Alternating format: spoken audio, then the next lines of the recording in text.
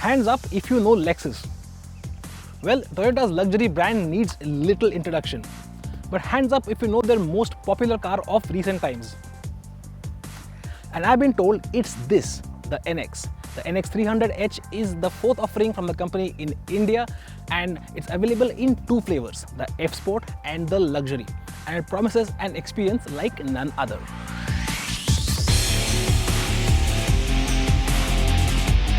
The NX takes Lexus's edgy design language and dials it up to holy cow levels. Its sleek wedge-like shape is personified by the narrow 3-pod LED headlight cluster underscored by slash-like LED DRLs. While I'm not a huge fan of that gigantic spindle grille, it sure is a head-turner. Its flared, squared-off wheel arches do add some muscle, and around the back, we especially like its sculpted wraparound taillights.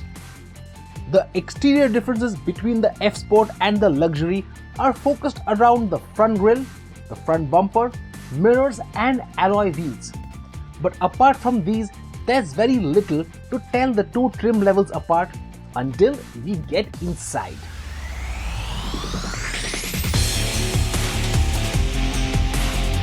Just like the exteriors, even the interiors look extremely special. And I love how everything in the cockpit is laid out sort of around the driver, almost like a sports car. It feels very driver-centric.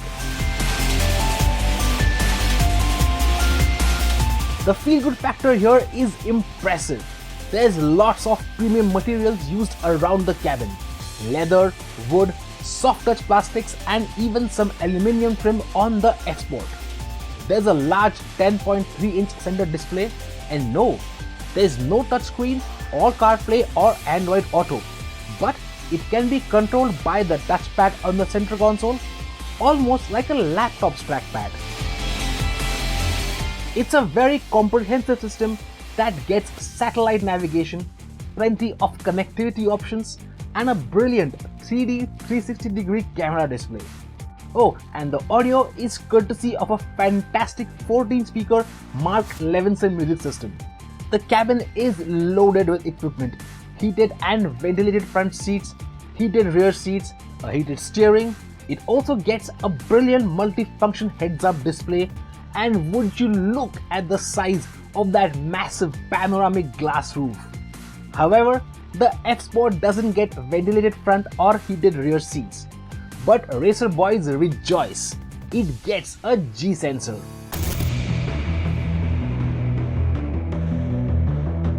Now the H in this car's name denotes that it's a hybrid, which means apart from the petrol motor up front, it also gets a pair of electric motors, one on the front, one in the back.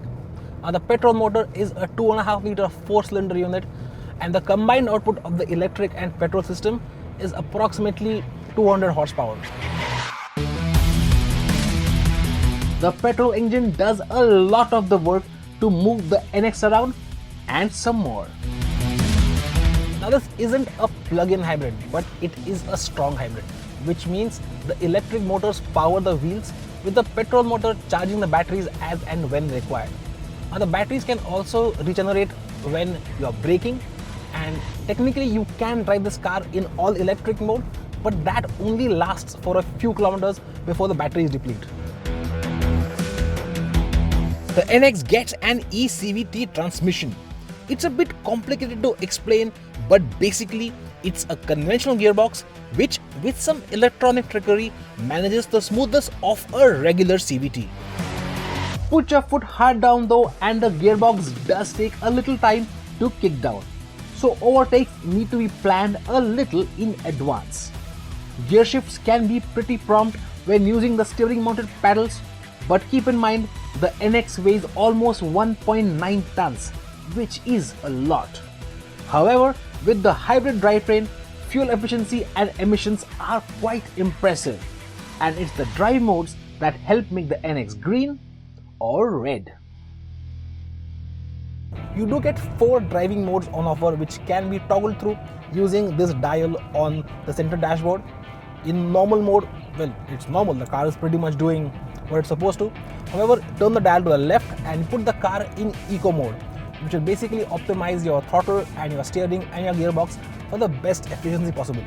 However, if you feel like getting a bit feisty, switch it into Sport or Sport Plus and the car stiffens up. It's got adaptive variable dampers, so the suspension becomes firmer, the steering becomes firmer, and the throttle response is significantly improved, and so is the shift speed. And guess which mode I'm driving it in all the time. To compensate for its heavy weight, the NX is set up fairly stiff. Now when you drive on bad roads, the bumps do translate inside the cabin. However, the car never feels unsettled over any of them. Now the NX isn't a true SUV, but it is a pakka crossover. So no 4-wheel drive, but it does get all-wheel drive, and that does work a little differently than expected. Under normal conditions, drive is sent to the front wheels, and you'll find the car in that configuration for most of your driving.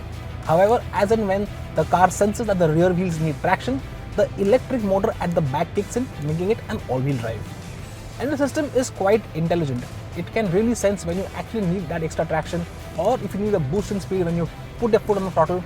So if you're accelerating quickly, taking off from the line, or if you're climbing up a steep slope, or if you're on a loose surface, that's when the rear motor are powering the rear wheels.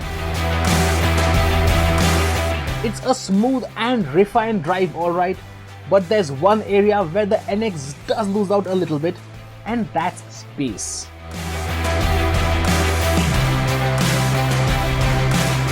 Now there's enough space in the back for at least 2 adults fairly comfortably. Got plenty of knee room even though the driver's seat is set to my driving position. But the issue is headroom, and I'm not very tall, and even if I move the seat all the way back, it's still kinda rubbing against the roof. Open the power tailgate and you'll notice that the boot doesn't have too much space either. And that's thanks to a full-size alloy spare wheel located under the boot floor.